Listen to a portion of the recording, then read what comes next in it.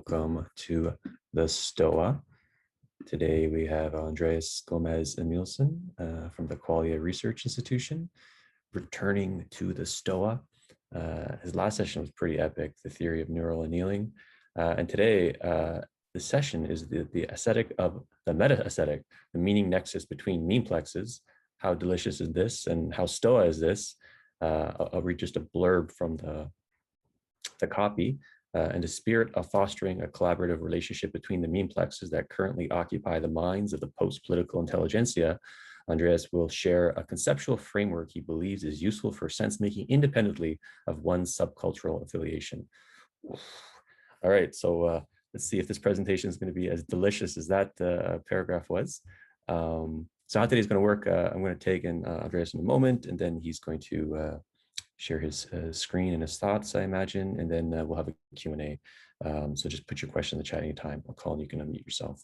And if you don't want to be on YouTube, I can read your question on your behalf. So Andrés, welcome back to the Stoa, my friend. Oops, you're on mute. Can you, oh yeah. Thank you so much. Thank you so much. Am I live? Should I share screen? Okay, yeah. Host access. Yeah, there you go.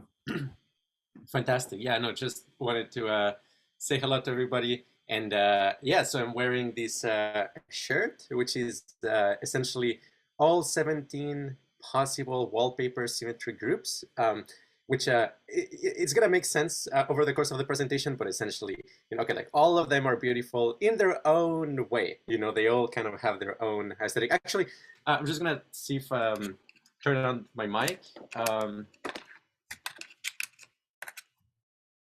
Oops.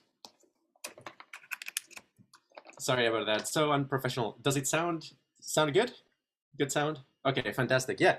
So essentially, all of these 17 wallpaper symmetry groups are beautiful in their own way. They're all perfect, except that if you put them together, they may be dissonant with each other. So this is a little bit kind of a metaphor about how like aesthetics can have a lot of internal consistency, and in a sense still be very different and incompatible. But just because they're incompatible doesn't mean that they're bad. Okay, so I'm gonna start the presentation, share screen. So here I present the aesthetic of the meta aesthetic. Okay, so first of all, here's the image of a beach, which will make sense towards the end. Just kind of like throwing it here for a second. Here's the presentation outline, which I'm keeping here just so that when the presentation comes out on VHS, essentially you can pause it and read it. Okay, so the context is, okay, like Peter wrote this amazing article called Memetic Tribes of Culture War 2.0, how the rise made infighting the norm and how it can navigate the resulting culture war.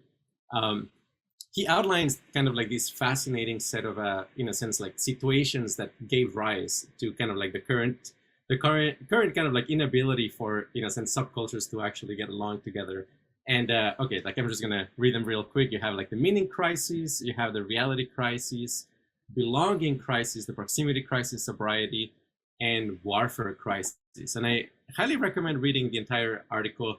It has kind of like an amazing breakdown of all of the subcultures that exist out there, and in a sense, all of the ways in which right now they're trying to kind of like coalesce into something that makes sense with all of the difficulties that entails. So that's kind of like important context for this presentation. You don't have to have read it for this to make sense, but it's going to help.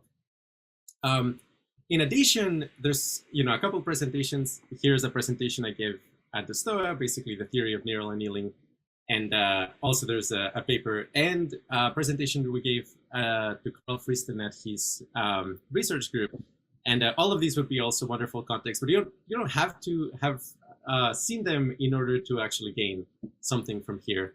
I'll also be talking briefly about basically various models of art and how they kind of can help us understand what we will define as the aesthetic of the meta aesthetic.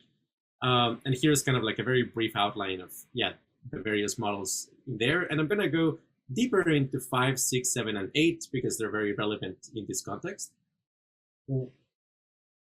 And finally, there's also this video that would be wonderful if at some point you check it out, which is Advanced Visions of Paradise, essentially how you can use a scientific theory of art in order to create visions of paradise to, in a sense, like vivify our sense of what's possible in the future, as opposed to kind of, yeah, having like a, you know, determinate and pessimistic view of the potential in the future. Okay, so aesthetics at a surface level. So just, I want you to look at these two images and think about, like, in a sense, what is your reaction to them?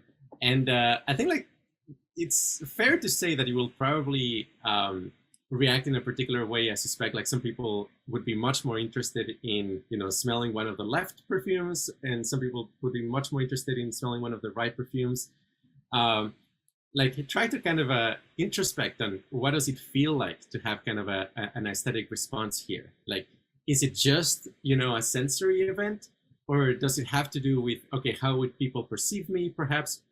How would I come across in different social networks if I say, yes, I would be really interested in, I don't know, smelling Savage by Dior, as opposed to, I don't know, this hipster, you know, shaped perfume without a brand. Okay, like, how do you appear on different contexts? Okay, so that's maybe aesthetics at a very surface level, but what about, like, aesthetics at a deeper level? Okay, so I would claim that aesthetics are attempts at generating a coherent gestalt, and, you know, they have, like, the following applications. So they allow you to decide on what is true and what is beautiful. They reduce friction for some transactions, increase friction for some other transactions. I mean, if you think about, let's say, if you're wearing kind of like a punk leather jacket with, I don't know, steel, like, spikes, obviously that is kind of like suggesting that some transactions will have a lot more friction. There are things that you can't really say in front of that person. And vice versa, some transactions will be with less friction. I don't know, like you're going to a rock concert or celebrating in a particular kind of way. It also allows you to make quick decisions for status allocation. That's a very key component of an aesthetic. Interestingly, you know, in the human mind, what is good and what is beautiful are oftentimes experienced as the same to the first approximation. And then there's finally, yeah, this category I'm gonna delve a little bit deeper into, which is intellectual hipsters and meta-contrarians, which is, yeah, essentially a very important element of what makes an aesthetic fly. Okay, so here's just a super simple example. If you see these two pictures, on the surface, you know, okay, maybe these are people who enjoy different kind of music, or they enjoy wearing different kinds of clothing.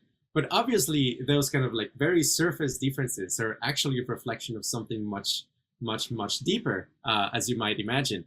So, for instance, just like by looking at these couple images, you can sort of infer, you know, some answers about all of the following questions. So, for example, what do you pay attention to? Okay, like just looking at those images, you may, in some sense, like get some approximate idea of like what these people pay attention to, how they spend your time, you know, what do you consider to be important, who you associate with, what you do, where you are going, you know, what you don't like, who you regard as high status, how you think power should be used, what do you consider to be a good time, what feelings you cultivate, what is it that you anneal to? And honestly, that probably encapsulates a lot of the other ones, but, you know, I haven't quite explained what this means. And in the end, yeah, what is it that you make fun of? So all of those things are kind of encapsulated by an aesthetic. And again, like this looks a very surface difference, but it has like all of these very deep implications. Now, there is one sense in which aesthetics are kind of can be understood in terms of an evolutionary process. So essentially, you have, okay, like Eliezer Yudkowsky here talking about science as attire. He talks about like how some people can co-opt kind of like the aesthetic of science without actually delving into science, as just kind of like a way of providing legitimacy to a particular idea or a particular set of beliefs. I don't know. Experts say X is one way of kind of giving something the attire of science without the actual deep aesthetic of science.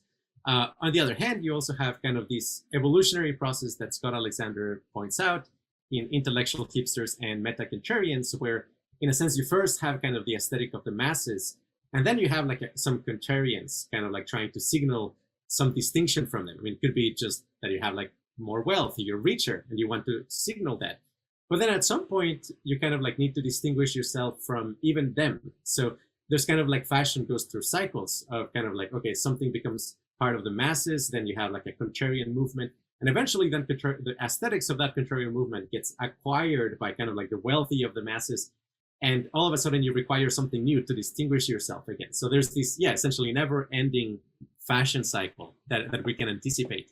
And, you know, okay, so that might explain a little bit of these, but I would suggest also that this picture is giving you kind of a very biased perspective on kind of the range of aesthetics, because I would claim it's actually much more like this, in the sense that there is a wide variety of them. I mean, it's not just like two poles, it's actually kind of a long tail distribution of aesthetics. And, you know, aren't they cute? Aren't they like very, very cute and adorable? And sure, in a certain sense, but also they kill each other. You know, they are designed to, in a sense, fight against each other, oftentimes to death. And it's very unfortunate because aesthetics will present themselves as kind of a very cute thing, but actually there's a lot of violence and kind of like fighting spirit in most of them for evolutionary reasons, partly because, you know, without them, they wouldn't be able to survive in a complex, you know, ecosystem of ideas that is competing for your attention. And so actually the perspective of how they are interrelated, I think might be kind of like, you know, the Pokemon chart of, okay, like dark beats ghost and water beats fire and fire beats grass. It's kind of like a more complicated version of, you know, rock, paper, scissors, that in a sense, it's not usually going to be the case that there's going to be a supreme aesthetic that is kind of like just beats everybody. It's actually much more that is going to be these like cycles and meta game of aesthetics, of how they're kind of like coming to the scene, and at first, you know, they don't have any natural predators, but something evolves and, you know, gets adapted to them, and all of a sudden, yeah, basically you have this complex ecosystem without a clear winner. Maybe there is a winner per season, but it keeps shifting. And this is kind of like actually just oversimplifying it. It's a lot larger. I mean, you can look at, I don't know, list of aesthetics in Aesthetics Wiki. It's actually quite a, you know, be prepared to waste an entire afternoon, because you probably would. Where, yeah, I mean, basically, this is just A alone, you know, includes like abstract tech and acid pixie and ancient Egypt and the androgynous aesthetic and auro core, all of those, and that's just the A. Okay, but actually, there's like far many more than what that wiki would suggest, because that has like, it's mostly just kind of a like surface level like visual aesthetics, actually. Like aesthetics cut through all the way to, for example, philosophical movements and I don't know, like Hegel core and things of that sort. And yeah, the true kind of competition chart, it's kind of this massive table of how, like, if you put two and two together, and I don't mean it in the sense like, okay, they're gonna literally kill each other or fight to death. It's much more of, okay, given this composition of aesthetics in a given culture, which are actually much more likely to capture your attention. And, you know, in a sense, aesthetics are going to be feeding off of your attention. And in that sense, it's a battle for attention. And yes, sometimes they will use very, you know, aggressive tricks, but they don't have to necessarily. You know, they can use all sorts of other tricks for capturing your attention. And so at the world scale, we're talking about something that loses kind of our place from Reddit, where, yeah, basically there was this 1000 by 1000 pixel board where you were able to put a pixel every like 10 minutes or something like that. So there's no way to actually conquer a big chunk of the board without coordinating with a lot of other people. And in a sense, the strategies that work are those that, yeah, basically hit on something that has a lot of collective resonance, that a lot of people are happy to support, to kind of like make a big presence in the scene. And with that, okay, like I recently saw this picture, and you may wonder, where is this picture from? It sounds, I mean, it looks like it's probably from Burning Man or a place like that. But actually, this comes from SF Airport. And I would like to suggest that, okay, like even a place like, you know, San Francisco Airport, International Airport, is actually under, you know, intense aesthetic evolutionary selection pressures. And like, you know, this that you're looking at is actually the result of this like complex aesthetic evolutionary process. And this is the thing that is capable of surviving right now, given the equilibrium of all of these, yeah, basically aesthetics playing out and competing for our attention. And yeah, I mean, arguably this is like a much further stage of evolution than, yeah, just the straight edge versus kind of hippie poles that I was describing earlier on. yeah, it's kind of a very, very much more advanced state of the board. Okay, so now let's go into like kind of like the depth of aesthetics. So what I have kind of like done so far is, in a sense, like paint a landscape, a little bit of like, okay, what do they do? Why do they matter? Like, what kind of competition do they have? But can we apply reduction to them? Can we break an aesthetic down into something that is, in a sense, manageable chunks that have explanatory power? And basically, I would suggest that Soulmaking by Burbea, it's a wonderful, wonderful kind of ontology to make sense of aesthetics. And so essentially, first of all, he has this series of talks on soul making, and it's kind of like this practice of enhancing what he describes as soulfulness. And soulfulness is essentially ways of looking that increase the richness of resonance in the psyche. Everything that involves meaning, essentially things that increase the resonance of meaning in your experience, the resonances of the heart, resonances of ideas, things that allow you to perceive yourself from the point of view of eternity, or even beyond life and death, kind of transcending your own individuality.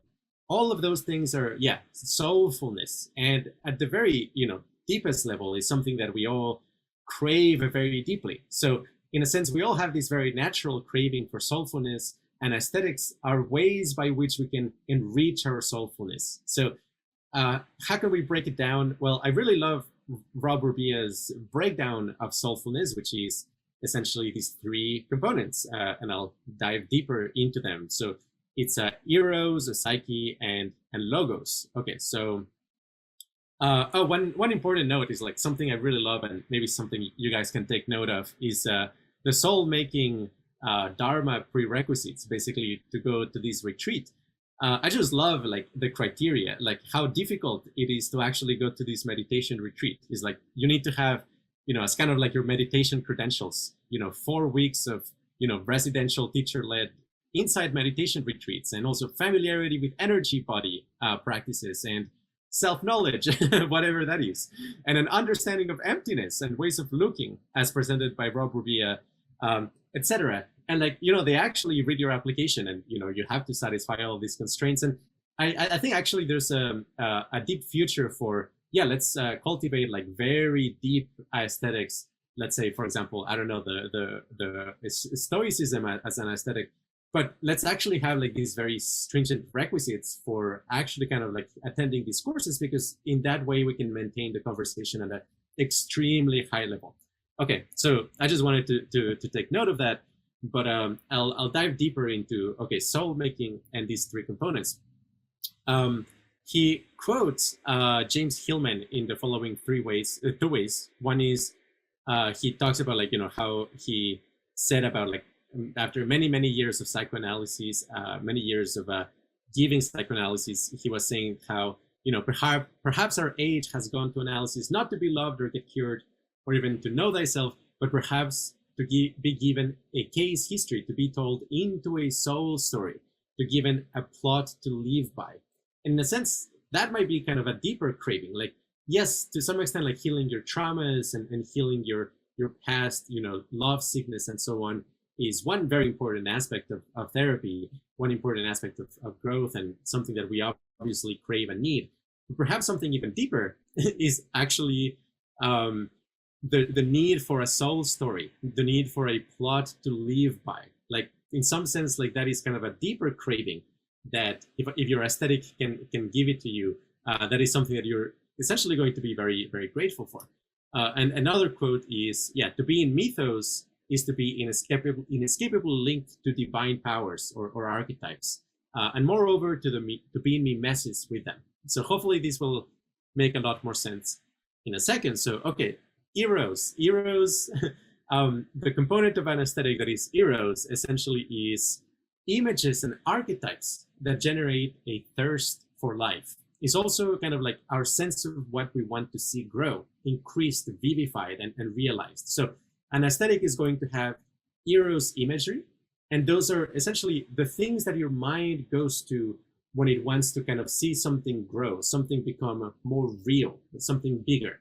And any aesthetic will have kind of like a select set of Eros imagery that is kind of socially acceptable to to be really excited by, to be kind of in love with. And in a sense, a community of people that share the same aesthetic usually will be a community of people that share the same Eros imagery. And in a sense, this is a very general thing. They don't have to be like literal images. They can also be somewhat more abstract things. For example, like thinking, feeling, seeing, that captures our attention and grows into fantasy and fascination. So all of that would be Eros imagery. Then we have the psyche. And the psyche would be, in a sense, the network of interrelationship between the Eros imagery.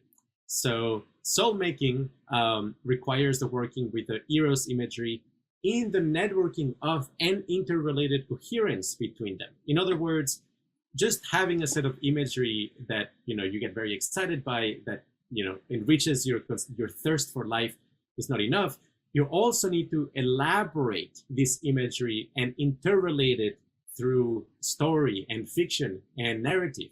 And ultimately with parables and metaphors and soteriology, essentially how all of this is connected to your own salvation as an individual in a community. So Psyche is that. And of course, you could have like two aesthetics that have like really similar Eros, but have actually different psyches. Like the Eros imagery are the same, but the way in which they're interrelated is different. So that's another very important component of an aesthetic. And then finally, you have the logos. And the logos is kind of like your deepest conception of the nature of reality, which it doesn't sound like it really matters for a surface aesthetic, but it actually ultimately comes into play. Burbea describes it as kind of, the deep ontological views about reality that underpin an aesthetic. Views on questions like the nature of self and other, and the source of value, the level of abstraction that counts as real. The ontological status of concepts, in what sense they're real and in what sense they matter. Core beliefs, intuitions, and tacit assumptions. Wherever there is fantasy and love, ultimately logos is also involved. And the reason is that behind the love of something is wrapped up love for ideas. So it's essentially impossible to find an Eros imagery attractive if you don't have the overarching conceptual framework upon which it fits. And so as a whole, an aesthetic is made of Eros, psyche, which connects the Eros imagery, and logos, which ultimately gives meaning and reality and an existential context upon which it is based. And that as a whole constitutes an aesthetic. And it's something that, it exists even in the context of religion and spirituality. That one of the fascinating moves, you could say, that Burbea makes is to claim that, in a way, the Buddhists are actually not escaping aesthetics. That even in Buddhism, you're kind of like falling in love with a set of imagery and a set of mythos and narratives and parables. And it's giving you a conceptual framework upon which all of those fit together. And in a sense, where you're cultivating Buddhism, yes, on the one hand, you're doing mind training, but then also you're doing soul making or aesthetic cultivation at a grander scale. And if you don't realize you're doing that, you're almost kind of like under certain spell or illusion, not real. Like you think you're kind of just, doing waking up to reality, but actually you're also cultivating an aesthetic without even realizing it. So that's kind of like an even deeper level of insight you could imagine. You kind of have to go a little bit into kind of a mundane description to understand the way in which your deepest feelings of existential feelings are actually aesthetically informed. Now, kind of like regarding the topic of this talk, essentially we do have this situation where memetic conflict can happen at different levels. So the most frustrating, I would say, and unfortunately the most common, is when people who are kind of like at the outer edges of an aesthetic, which are going to be the vast majority of people, mostly because how deeply into an aesthetic you are will generally follow a kind of like power law. You will have a lot of people who are kind of familiar, let's say, with the Eros imagery, but not necessarily the deeper way in which they're actually connected to one another, and definitely not the very, very, very deep kind of like existential thrust that is at the base of the aesthetic. And so a lot of the situations that happen, a lot of kind of the memetic conflict, I would say, is actually dissonance that just builds up when eros imagery are in conflict with one another. And when that happens, essentially it's impossible to resolve. And that it's an incredibly frustrating situation, because you can have very decent people, at each other's throats, precisely because the images that they consider beautiful are just different. And they don't have a way of resolving it, because they don't have access to they don't have root access to the logos and the psyche that would actually allow them to update on each other. Then if you have the conflict is at the level of psyche, you might have kind of these shallow attempts at harmonizing via storytelling, which is perhaps a little bit more promising, but it's still not enough. Really, I think like the resolution between different aesthetics can only be found at the level of interacting at the logos layer. In that way, you actually have like a deep understanding of the foundational differences upon which eros and psyche are based.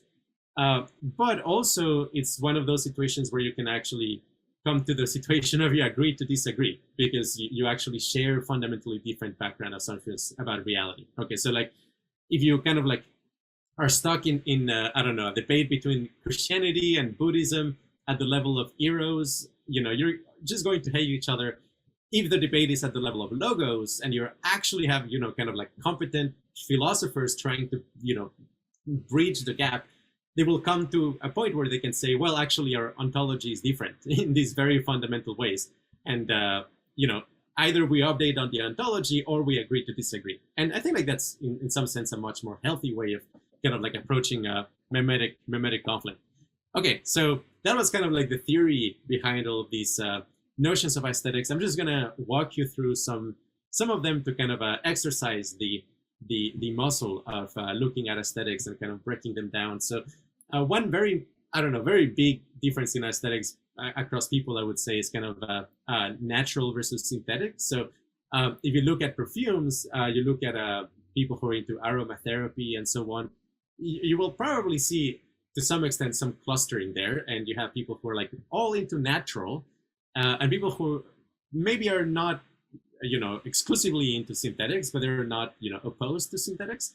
And actually these aesthetics at the surface level, at the level of eros, of course they're impossible to resolve, because you have people who are like, okay, like the thing that excites them about this is this idea of nature and essences and healing energies and the good life that comes from kind of an all natural approach to essential oils and perfumery. Whereas people who are into self-expression, the images that are actually fascinating to them may have to do with kind of a self-expression and molecules as the ontology of essential oils. That in a sense, when you have a rosemary essential oil, you don't actually have the essence of rosemary. You actually have kind of this distribution of molecules, and you could in principle tweak any one of those, and it's not like all of a sudden it stops being rosemary. It's actually a gradient, and there's no sharp boundary. And if you think that way, you're definitely kind of on the synthetics cluster. It's a completely different way of approaching this space. At the level of the psyche, people who kind of like believe in the natural ontologies, they will talk about like the web of life and the interrelatedness of everything in nature, how each part plays a role. And naively, for that reason, in a packet of essential oils, you will have like these, silly things like lavender is for relaxation and citrus is for waking up and cedar is for joy and things like that. Whereas, somebody who's like into the kind of synthetic cluster will actually question that and say, but what aspect of lavender is actually in charge of relaxation? Or what happens if you mix them? Can you, wake up and get relaxed at the same time? I kind of like those questions are very valid, as opposed to just, no, lavender is for relaxation because that's in the essence of lavender. But at the deep level, they actually have like differences in ontology. People in the natural cluster, they will kind of believe in spirits and energies and purpose, and nature is the best medicine, kind of like preordained natural order, as opposed to, no, actually everything is kind of up for grabs. We have chemistry and functional groups and receptor types and molecules as the building blocks of life. In the one extreme of kind of the natural aesthetic, you get things like this. I was recently in Mexico, and people were selling honey, which has all of these fascinating properties, energetic properties. Apparently, it fortifies your cells and fights tiredness and fatigue, and it's energizing. And by the way, it also has vitamins and folic acid, and all of like somehow within this aesthetic, this kind of like makes sense as kind of like a cluster of things that honey can do. As a it's in its very nature. Whereas, yeah, I mean, somebody who has kind of a much more synthetic, aesthetic would be much more interested in like breaking down lavender into, okay, like it has all of these molecules. Maybe the individual molecules do something. You combine them. I might be very interested in what is the precise way in which the linear combinations of molecules have synergies or are work against each other. Can we edit? Can we create a super lavender? Okay, so at the extreme, this gives rise to something that I call an elemental aesthetic, which is trying to figure out what is the building block of perception itself. And just to kind of like illustrate this is the cupboard of a friend of mine. You can kind of like guess this is more in the probably kind of like an elemental aesthetic, okay, like a lot of like mathematical structures.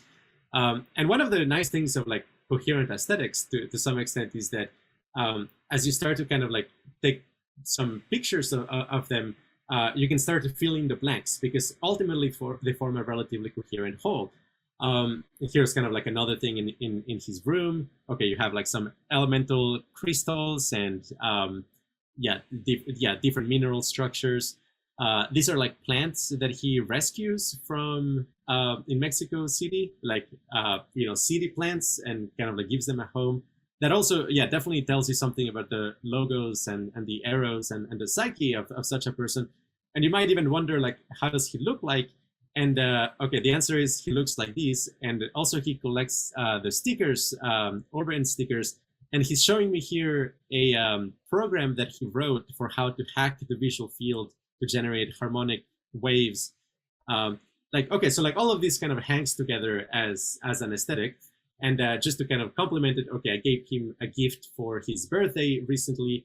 What could possibly be a good gift for a person like this? And the answer is a tungsten cube and synthetic ruby and synthetic sapphire. And I mean, unsurprisingly, this is the sort of thing that he likes. He gave me in return a little metal nut. Okay, so like all of this is kind of like pushing into the hardcore kind of like elemental aesthetic where you're trying to break down the elements of reality and really kind of like making sense of them without assuming kind of like that your intuitive ontology really makes sense. I mean, really having a tungsten cube in your hand is giving you a sense of, okay, like in what ways the elements of reality are actually made of like, elements. They're not like intuitive things like earth and fire and wind. They're like these much weirder physical things. And to have curiosity about it, okay, that's a particular type of logos for an aesthetic. People like that also might be very into, I don't know, like dynamic systems and making sense of reducing complex phenomena in terms of the self-organizing principles that give rise to them. It's very common in science. You will see, for example, okay, there's this wonderful article I highly recommend. It just came out. Is human behavior just elaborate running and tumbling? Which is kind of like trying to break down the entire complexity of human behavior in all of its essentially in every context, in every situation, breaking it down into just running and tumbling in abstract spaces. And I actually think it might be right to a large extent, like might not be 100% right, but it's really, hitting the nail in the head. Or for example, Stephen Lehar, harmonic resonance theory, breaking down all of neural activity as the interaction between harmonic resonant modes of neural tissue. Okay, so like these two things, they're completely different approaches to how to make sense of a nervous system, but they both share what we might call the one true ontology aesthetic, which is like you take a very, very, very simple set of ideas and you stack them together and you try to run with it and just explain everything in terms of those very simple principles. So that kind of aesthetic, yes, would be kind of like an elemental, kind of like scientifically aligned way of approaching aesthetics. Or let's say this. Here's a little workshop that I gave at a Vision Weekend 2021 in Oakland. It's a scent workshop. Here I am, like essentially allowing people to combine pure molecules and essential oils and walking them through like all of the synergies that exist in the state space of scent. Or here, for example, is okay, like in my studio, have like essentially all of these different experiments for combining pure molecules in specific proportions. And if you go from left to right, any two experiments may actually be close enough that you may not notice a difference between them. But if you walk like 5 or so bottles across, all of a sudden the smells are actually really different. So this would be walking through the state space of sense as itself as a possible aesthetic. I'm just gonna walk you through quickly in some of these final slides. So all of this is kind of like building up to this thing that we might call art as exploring the state space of consciousness, or the rainbow aesthetic, which is the aesthetic of exploring the entire state space of consciousness, which is kind of like a very, very hardcore version of an elemental aesthetic. Essentially, is like, okay, like everything that you have ever experienced is actually just one point in this massive, massive, massive state space of consciousness. And in a sense, if we can map it out, in some sense, we have mapped out the entirety of all possible artistic styles. Okay, so this is kind of getting at an aesthetic of the meta aesthetic, because it's taking aesthetics themselves and placing them in a map and trying to study them as a whole. And okay, like if you have this aesthetic, then you're also interested not in, okay, like this particular palette of colors or another. You're actually interested in the state space of possible color combinations. And so you actually get deep into, for example, psychophysics and how does RGB values map into actual qualia values, and how do they combine, and how do they mix together, or they fail to. Okay, this is also in case if you have a VHS, you can pause it here. But yeah, basically with these 3 neuroscientific paradigms, we try to explain art at kind of like the deepest level possible. Yeah, basically in terms of ways of enhancing energy that metaphorically melts your pre-existing structures in what we call entropic disintegration, and ultimately gives rise to these harmonic resonant waves in your conscious experience, which are actually very, very blissful. And so if you can cool down while you're experiencing them, you're going to, in a sense, anneal your brain to a new, well, essentially you're recalibrating the valence that you experience towards different Eros imagery. So yeah, basically art as messing the energy parameter. You have like energy sources. Those are like kind of surprise and sensory stimulation and energy sinks, the passage of time, semantic content, and pre-existing attitudes. So that's kind of like in the realm of aesthetics. How do you go from one to another? You actually need to raise your energy parameter. But essentially, some of the most sophisticated ways of looking at aesthetics is ways in which they're modulating your valence. In what way they're changing the way you perceive the world as positive or negative, and how do they do that? And ultimately, I think like it comes down to something fairly low level, like all of the crazy diversity of aesthetics that we experience. All of them must be paying rent in terms of like making you feel good about something, and in some senses, yeah, in a sense, like modifying your perception such that like new particular Eros imagery are things that you consider to be high valence. In kind of the extremes of this aesthetic or this meta aesthetic, you would have like quite a bit of interest in, for example, 5-MeO DMT, because that in a sense like allows you to experience pure space as inherently beautiful. It's kind of like annealing into something that has extremely low amount of information. And in that sense, it's kind of like the most pure aesthetic you could ultimately have, which is falling in love with absolutely nothing. Anyway, that's something to be revisited. And within kind of the aesthetic of the meta aesthetic, you actually are very interested in the dynamics of emotional updating and the landscape of possible emotions. So you would kind of like also explore the extremes of sense of well-being, as well as the extremes of ill-being, obviously to avoid them, but to, in a sense, like open up your eyes to the actual range of possible emotions. And of course, like an aesthetic might, in a sense, capture you by making you believe that it actually can allow you to experience the peak valence, the most wonderful states of consciousness. But if you actually know what is possible in the state space of consciousness, you're not going to allow, essentially an aesthetic to just capture you so easily, because you actually know that, no, actually there's like way better possibilities. In some like spiritual traditions, they don't even know, for example, that jhanas exist. And you could, live with a meditation technique for 20 years without ever knowing or suspecting that, the heights of bliss and equanimity that jhanas can give you even exist. Okay, so that would be kind of an aesthetic that is in a sense kind of deceptive in terms of like what it can actually give you, and not informing you of what you can actually get.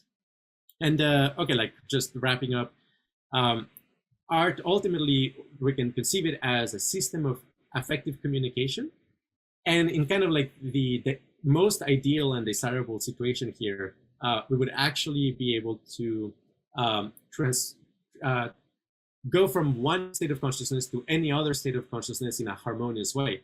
Whereas right now, we kind of like lack that ability. If you go from kind of like a punk concert to Burning Man, you may experience quite a bit of dissonance in the transition. Whereas, basically an aesthetic of the meta aesthetic, because it's not, in a sense, like saying that, hey, this aesthetic is the best or this other aesthetic is the best. It's actually caring about you be able to transition from one aesthetic to another. And it will instead like design paths and transitions from one to another that are not discordant with one another, so that you, in a sense, like maximize the breadth of possible aesthetics while minimizing the discordance between them. As a whole, that will give rise to, well, this concept. I mean, it's much more of a North Star than something concrete at this point, but it's, basically harmonic society is the cultivation of the aesthetic, of the meta aesthetic, essentially really trying to figure out the underlying principles that give rise to particular aesthetics and make sure that they interact well with one another. And I think to conclude, I'm just going to show you kind of like several possible interesting kind of like aesthetic elements, the sort of thing that we really, really love at QRI. So these are kind of like imagery that it's inspires a particular aesthetic of the meta aesthetic. So each book here is actually allowing you to experience a wide range of perspectives in their best terms possible. So for example, Simulations of God by John Lilly is in a sense like explores all of the things that people consider to be divine. And it's not in a sense like caught up in any one of them. Rather, the whole point of it is to map it out without kind of having a prejudice about which one is better than any other one. We also have kind of, Evolving Self by Keegan, obviously something I'm sure all of you are very interested in at the STOA. And Rhythms in the Brain, The Symmetry of Things. And this is just kind of like a simple example of soul making in the context of, kind of like the aesthetic of the meta aesthetic. And I think I'll cut it here in the interest of time. But hopefully this was an interesting walkthrough various perspectives on aesthetics and building up to the aesthetic of the meta aesthetic. So thank you. Awesome presentation, my friends. Give Andrés a round of applause. Nicely done. And we have a lot of questions right now, so start putting your questions in your chat, in the chat. Are you okay to hang out maybe after the hour, Andrés? Totally. Yeah, okay. Totally. Maybe a half hour after, if that's cool, so we can make this a 90-minute session. So I guess I'll share my thoughts and warm you up with a question, if there's one here. Like going back to the memetic tribe thing that I wrote and kind of like listed all the memetic tribes back then. Like the two tribes that feel kind of special in a way are like the rationalists and the post-rationalists, because they have like awareness that they have a map of reality. And then for those who don't know, the rationalists, their kind of like presupposition is that there's like epistemic rationality, instrumental rationality, and the more you get an accurate map, the true, then the more your instrumental epistemics would be work, the useful, the good. But they don't really talk about the beauty that much, at least when they first started. And when I'm getting a sense here, and the post-rats kind of like gesture towards it a little bit, but with the interestingness. And what I'm getting a sense of is this is like the logos, what you just presented is the logos of the beauty. So you can have a map that's not only good and true, like, useful and true, but also beautiful. Does that sort of like resonate? Yeah. I mean, you could definitely kind of like try to map a degrees of self-awareness when it comes to aesthetics. And I mean, the rationalists are like incredibly self-aware in many ways, but I would claim that, yeah, I mean, for example, the whole concept of instrumental rationality or epistemic rationality themselves are actually Eros imagery. And like the way in which we actually navigate such a subculture is through kind of like this network of imagery and concepts that we find very aesthetically pleasing. And it's very interesting that like, okay, actually what is going on, sociologically is navigation of aesthetics, even though what's going on conversationally is supposedly, increasing our, epistemic rationality, our, instrumental rationality, our ability to make predictions, how, what is the score of my predictions this year, and things of that nature. But in a sense, it's still cultivating an aesthetic, although it's not necessarily self-aware. Whereas probably I would say the post-rats to some extent are more self-aware about like what actually it is that they're doing as a community, even though they might not have like the same images as the rationalists. And the other question I have is, I love this quote by Alexander Bard: "Create your tribe as a work of art." And so, how do you think this will, if that's that's a good thing to live by? How do you think this understanding what you just presented today would give agency to people to create artful tribes? Oh, that's a fascinating quote. Yeah, I mean, I think like the key insight to push here is that there's actually a distinction between what an aesthetic does nominally versus what it actually does. And in a sense, you could have like an aesthetic that is all about X, that actually its effects in the real world are Y, and vice versa. So like, I tend to hold more kind of the heuristic of you will know them by their fruits as opposed to what they say. So yes, in a sense, like try to cultivate an aesthetic that is very beautiful and like in a sense like a work of art, and then as a separate question try to investigate what is the effect that it has on people. I mean like yeah, I mean just obviously it's very close to home. I mean things such as like the aesthetic of effective altruism, it has done a lot of wonderful things, but also if you look into like, okay, like how does it affect the mental health of a particular person, to be thinking about how do you maximize utility every day, day after day. Like nominally, you might be doing that, but then in practice, it may actually be causing burnout. So it's kind of one of these funny situations where, for example, developing a, I don't know, virtue ethics aesthetic or a stoic aesthetic may actually be maximizing utility, even though that's not what you're focusing on, kind of like in terms of what Eros imagery you're actually cultivating. Does that make sense? So like what you're doing and what you're nominally doing versus what the effects of that doing are actually two different things. Yeah, it's very cool. So we'll pivot to the Q&A. Duncan, who's originally supposed to be the MC, he came a little late. He was traveling, but you have a question, my friend. Yep. So my question has definitely streamlined a little bit. Now, obviously, we came from a period of fairly unified aesthetics and billionaire competitive pressure for public aesthetic signaling. So building museums or building public parks, typically in a neoclassical style, typically inspired by the sacred geometry of the Freemasons or other such groups. Like you're actually really seeing a lot of that up until the early 1920s or 1930s, when that pretty much fell off a cliff.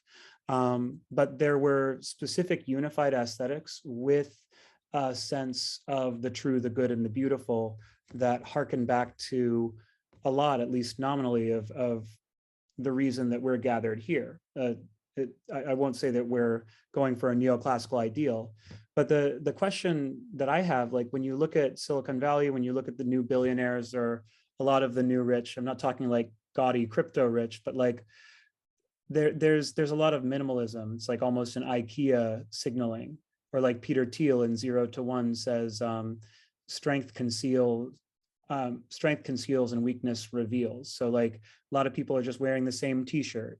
or not trying to stand out. Do you see this as having a kind of forcing pressure on the whole of society? Do you think that society would be a more beautiful place if the elites were signaling status based either on building enormous buildings or gaudy clothes? Like, do you believe that if there were an aesthetic signaling culture or competitive pressure for aesthetic signaling amid the elites, that it would be a more interesting world? Or is there some forcing pressure from the top down that compresses the range of acceptable expressions that you see right now in the world? I know, big conceptual question, but it's one that interests me a lot. Yeah, no, huge, huge question. I'm not exactly sure how to tackle it. So here's what I've got. Essentially, I think that a very key direction to walk towards, if possible, is in a sense like legibility in aesthetics, where in a sense we're actually honest about like what an aesthetic communicates. And like how to say this, like, I mean, I'm by no means a you know, a prude or something like that, but it is very much the case that, like, you know, with various kinds of modern art, you can, I mean, I don't know, like hardcore conservatives who say like, you know, it's attacking our sources of meaning if we don't, you know, stop portraying like what's beautiful as beautiful and things like that. And like, of course, like conceptions of beauty are very, very broad, and it's important to explore them. But it's also very much true that if you don't reinforce kind of like a minimal human compatible set of Eros imagery, you will be in essentially creating like, yeah, an Eros landscape that could be actually incompatible with, yeah, kind of like normal human aesthetics. And in that sense, I would at the very least like push towards like more legibility, that like, how to say this, like art is not infinitely interpretable. Like particular images do have particular effects on people. And the extreme version of postmodernism, where like anything can actually be ascribed, any meaning can be ascribed to any image, is not quite true. And for one simple example is, I'm a strong believer that, like, you know, okay, symmetry and valence are intimately connected. And it is very much the case that, like, you know, classical architecture plays a lot with symmetry. And it's not just an arbitrary, you know, aesthetic. It's actually interfacing with the low level perceptual processing that allows us to perceive something as beautiful or as ugly. To a large extent, producing very asymmetric art is actually, it could be an attack to your valence. And not being able to say like, hey, actually these asymmetries in this particular art are distracting or are not actually making me feel at home. It's something that, yeah, I wish we could actually, yeah, talk about openly. Hopefully that. Yeah, it may be a real estate thing too. I mean, these buildings got the prime real estate at the ends of streets. They were symmetries that terminated, whether it's cathedrals or city halls or whatnot. And it's considerably harder to bulldoze everything and start over again to actually make that space now. Mm-hmm. And also is like, if you haven't, there is this device, there's a presentation we gave about this, which is we have like this light, sound, and body vibration system. It's all kind of like to demonstrate that, like, okay, like particular biorhythms feel better than others. It's kind of like within the work of valence research, but it's just like an extreme extreme example of like how beauty to a large extent is shared across people. Because, okay, like when it comes to just a simple image, you know, whether it's beautiful or not will generally be, there really will be quite a bit of variance. When it comes to a full body vibration, light stimulation, and audio, it's actually so engrossing that like the difference between a really well-made production versus like a randomly made production is so massive in terms of like your experience. Like in one extreme, you might feel like you're candy flipping, and in the other extreme, you may feel like you're having a bad trip. And kind of like to be able to ground it and say like, hey guys, there's actually patterns of stimulation that are much more compatible with the human nervous system. And there's like truth to this. Like it's not an arbitrary construction. Okay, that's the sort of direction I definitely would like to be walking to, where essentially there's legibility into like, how does this art, how is it affecting my nervous system? And is it actually making you feel more calm and peaceful and, you know, intelligent over time or not? So. I can see how this fits into the greater QRI umbrella now. Thank you. Thank you, Duncan. Evan McMullen, you had a question. Yeah, thanks. Let me scroll up to it. So um, I'm basically wondering, not quite sure how to put it into the language you used in the presentation, but I'm curious to hear your thoughts on what effective practices might be for increasing one's flexibility and appreciation of different meta aesthetics, such that you can inhabit a place of appreciation for the many seemingly incompatible meta aesthetics out there in the world. My answer is, of course, 5-MeO DMT, but I'm curious what your answer is. I was not a. That's a great point.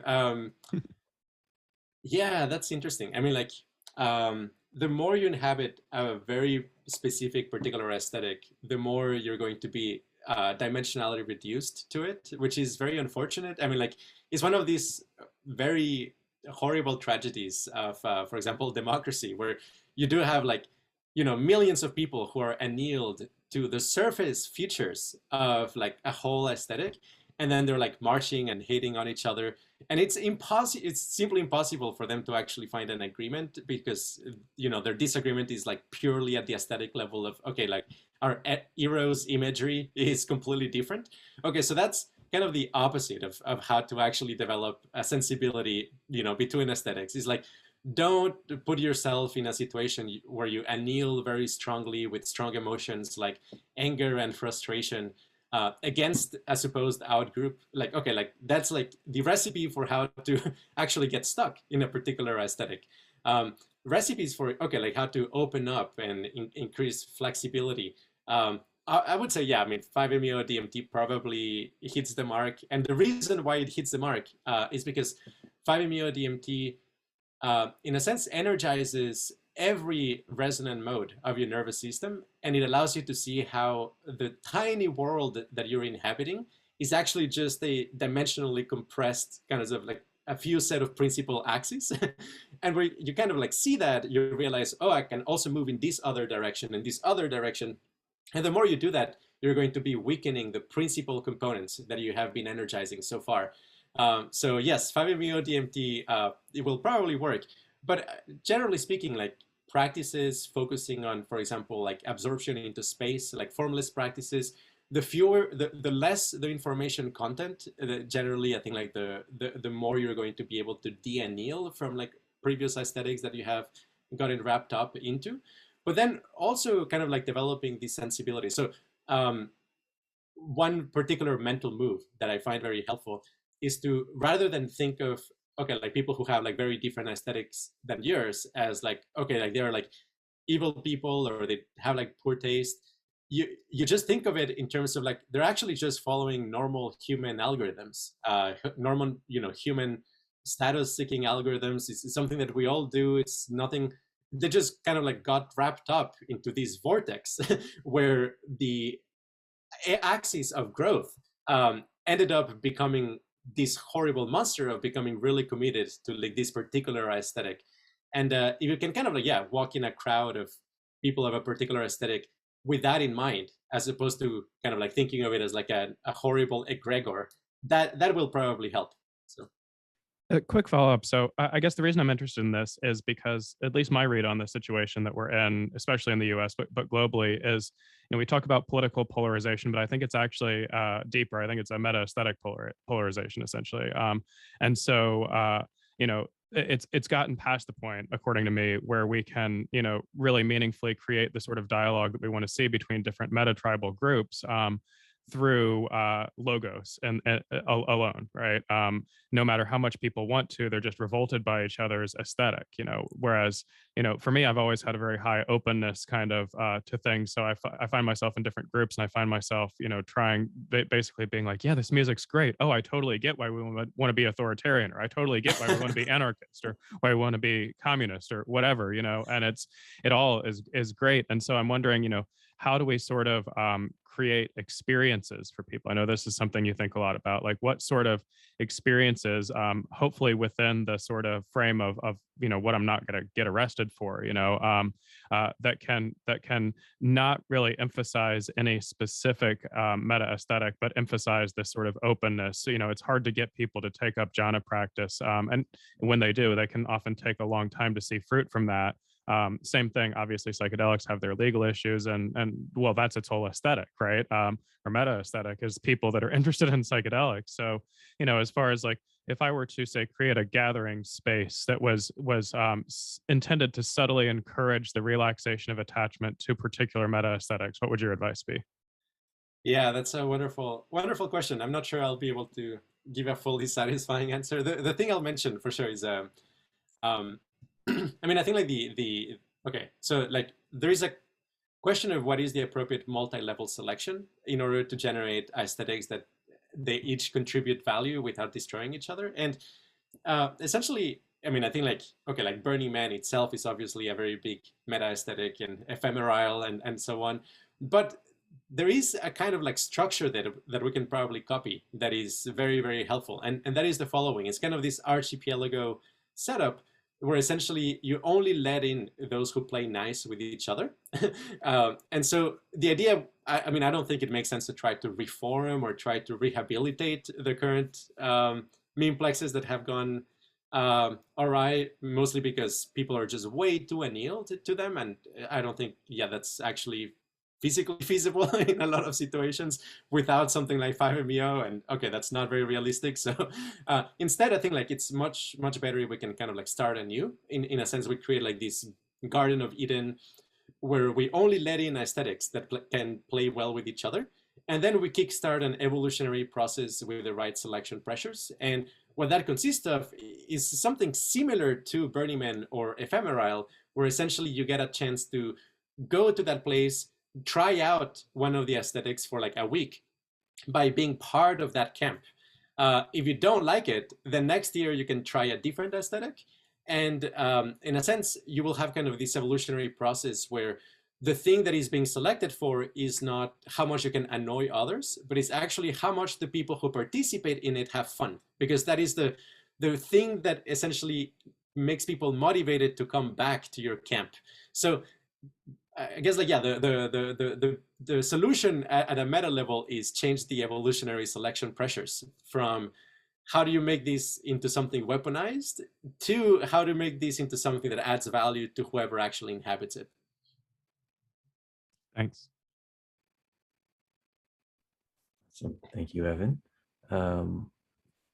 Let's go with MR. MR, if you're, you don't look like you're at your camera at the moment, so she's not at her camera. So let's scroll up. Brendan with an A, if you're here. Hi, yeah, can you hear me? Yep. Hey. Hey, this was great, really enjoyed it. One way of asking my question, I guess, would be this. If these different valences are just sort of able to be mapped, like you might on graph paper, how do we think about value? What's the value of valence? Like you brought up Keegan, for example, and while that sort of meta perspective is able to take in this sort of these different senses of self as they develop, there's also a sense that developing ego awareness and that whole thing is sort of a valuable pursuit, right? So someone raised the question above. They said, is this meta or multi? So I'm trying to distinguish the difference between sort of a purely pluralistic, relativistic view of being able to map all sorts of different valences without kind of value assessments attached to them, and maybe something that I tend to associate more with meta perspectives, which is a mapping that is also value laden. So I wanted to get your thoughts on that. Yeah, totally. I mean, I think I had like some additional slides. Maybe another time I'll go over it. Just too much I miscalculated. But yeah, basically, ultimately, I mean, I do have a particular aesthetic that I am pursuing, and it is very meta, but it does ultimately assign value to things. So importantly, I think that valence ultimately will be the source of value once we kind of like have exhausted the exploration of what could value ultimately be coming from. But there is, yeah, this very tricky thing where, okay, the concept that I'm trying to explain is the difference between recipe and review. And this applies to, for example, many forms of meditation. In one meditation, for example, let's say like on jhana meditation, like the review might be something like, well, you're going to experience these beautiful resonant waves that will provide like joy and a sense of calm and equanimity.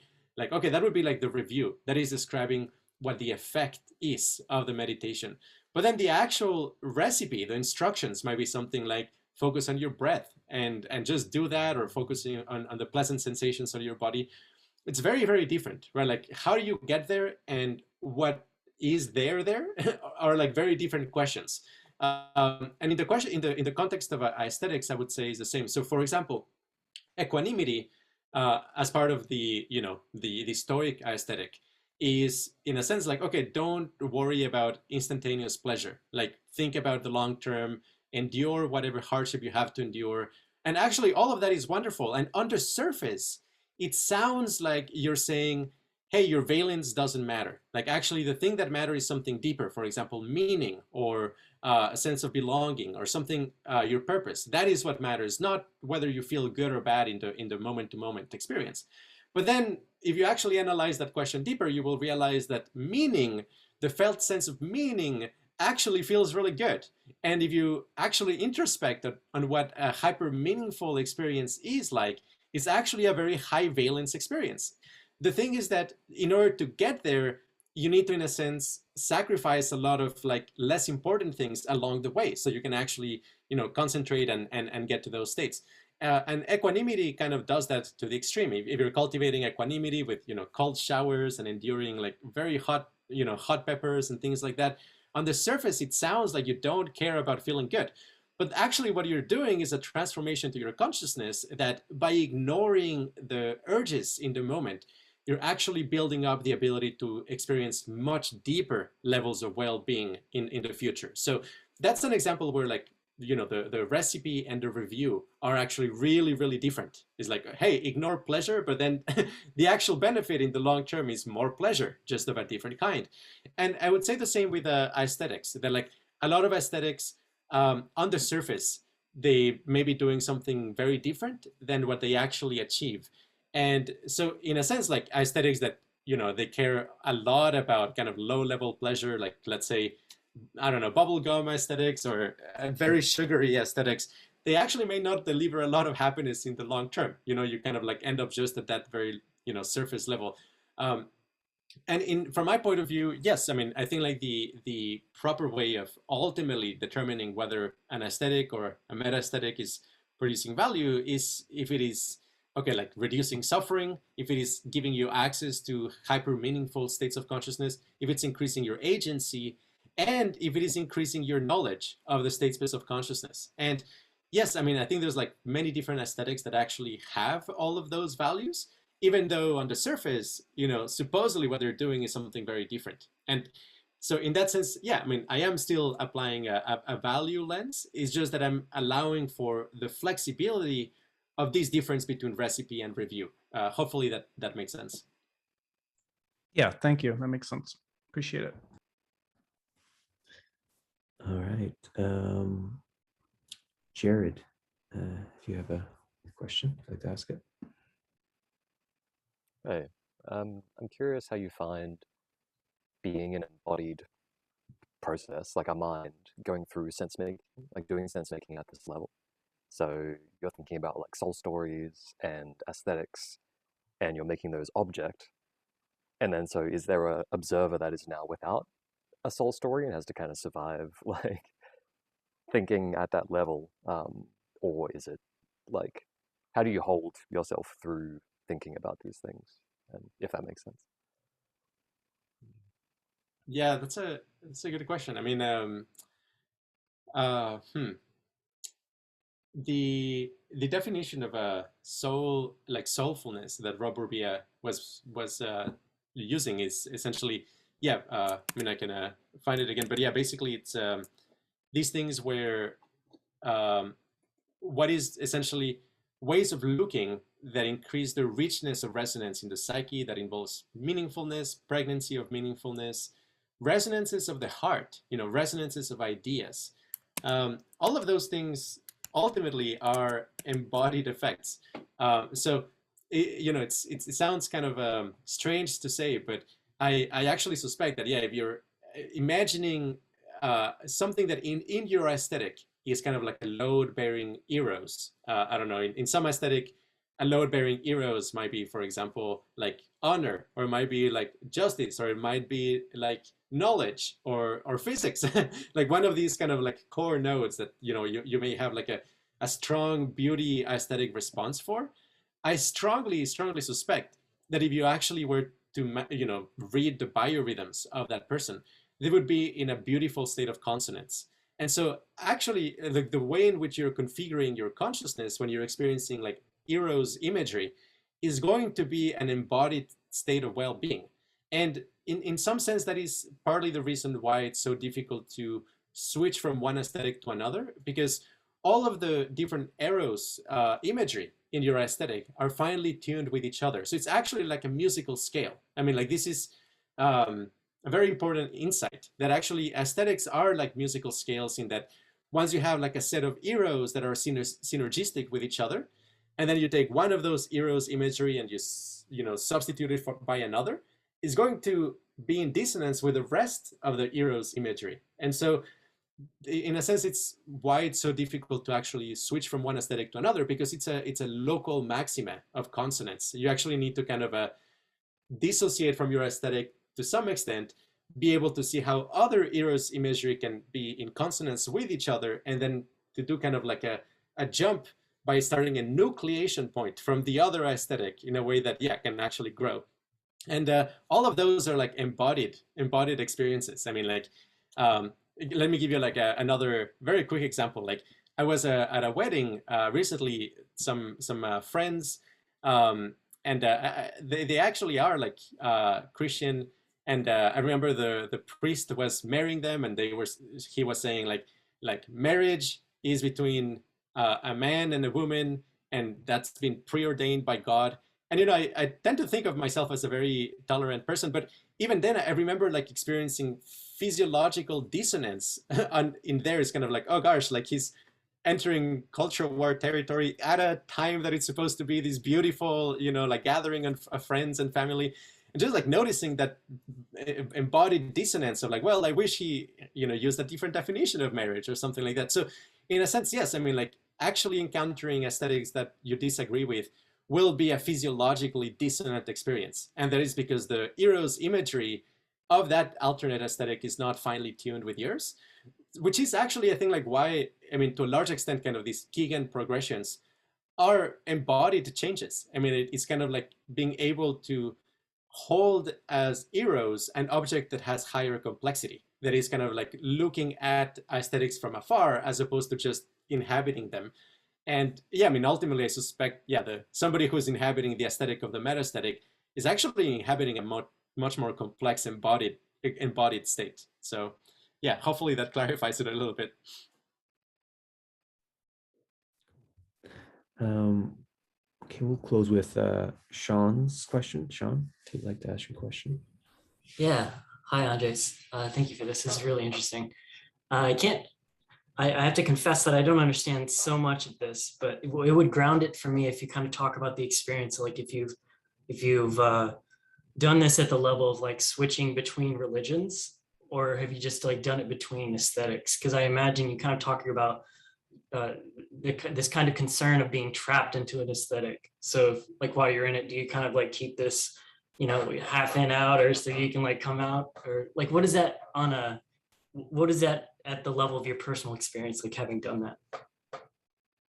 Yeah, that's a great question. I mean, similar to what I was describing, that like I mean, essentially a religion from this lens is kind of like a high demand aesthetic. it is an aesthetic that goes very deep and tries to, in a sense, control a very, very broad range of your mind. And where the Eros imagery and the logos are actually about the fundamental nature of reality. It's not like, for example, candy pop or something like that, which will have like a logos component, but it's not going to be as deep as a religion. So yeah, religion deconversion, I mean, I suspect if you were to actually measure it, biologically, you will see that the person will have to go through a stage of physiological dissonance as they dislodge from the local maxima of consonance, that is, essentially the set of imageries that are considered high valence in that religion. I mean, there's this concept of a graceful degradation, like for a lot of people who believe in a particular religion, actually there's like a lot of nodes that are like connected with each other in such a way that, if you destroy one node, the network still holds for a while. So in network science, graceful degradation is basically this phenomena, for example, an electric grid that is built up in such a way that you can take out several poles and you still maintain the connectivity of it. So like very successful religions and successful aesthetics will be like that like you can actually take away quite a few of the pillars, but it actually still holds. It still maintains kind of a minimum of connectivity to be alive, and that makes them extra resilient. But there's like probably like fast ways, and some of them, for example, is like dissociation. So if you can kind of like temporarily dissociate from the aesthetic, if you go like are traveling and maybe even like experience kind of like a cultural shock, there might be like periods where actually like updating very heavily, it's a lot easier. Whereas, for example, if you have like very high, what we might describe as a consistency drive, which is that everything that you analyze, you try to make it consistent with everything else in your worldview, and you are kind of like very guarded, and you do that all the time, then actually, jumping from one aesthetic to the other might be impossible, because you're kind of like always cross-checking with the things that are the Eros imagery that is pre-existing, and you notice that it doesn't fit. And of course, some religions do this much more than others in terms of how rigorous they are at kind of like cross-checking for consistency. And I guess like to wrap up, like usually you will require a nucleation point, which is like it's not going to be like just one idea that is going to give rise to a deconversion. It's going to be kind of like a packet or like a package, essentially a minimum set of ideas that are in consonance with each other. You can see the synergy between them. I mean, it's not like, hey, like science does only this. You have to say like science does this and this and this, and this is why it works. And if you kind of like can share that package, then yes, that might actually kind of like be a nucleation point that grows its own internal logic in a person. Hopefully that helps. But in your personal experience, have you like, I'm kind of curious at the level of practice rather than kind of theory. Have you experienced it like jumping from one religion to another, or like aesthetic? Like, how has that felt? That's a great question. I'm wondering if it's actually wise to. I'm not. There might be kind of too recent, and I'll punt that question for another time. Actually. Yeah. Question. Thank you so much. You're welcome. Hopefully punt it to another Stoa session. We're closing in on the bottom of the hour. Andreas, any parting words you'd like to leave us with? Yeah, I mean, I think like just parting words is to like notice how essentially aesthetics are this embodied phenomenon, and how like you may not notice it explicitly at first, but once you realize it, you will start like seeing how like Eros imagery is actually the thing that is running your aesthetic. Whether you think you're actually optimizing for something else, it's actually there's like this imagery that you have very high valence towards, that is kind of your set of North Stars. And if we can find a way of like deeply introspecting on that, it becomes easier to, in a sense, like realize what you're doing and not just enter into mindless conflict with other people who, I don't know, otherwise like you could get along really well. So. That's super cool. Thank you for coming to the Stoa, my friend, and thank you, Duncan, for making this happen. Hope to have you back, and this is definitely one I'm going to be watching over again. And tomorrow at the Stoa, we have a bunch of cool events coming up. Let me just see what's next. Social alchemy, transmuting social awkwardness into social art, where we take kind of like I-it relationship dynamics and try to make it to I-thou relationship dynamics as art itself. And so I imagine this is going to be quite helpful, this presentation today. So if you want to hop on that one, you can go to stoa.ca. And yeah, everyone, thank you so much for coming to Stoa today. Thank you, everybody.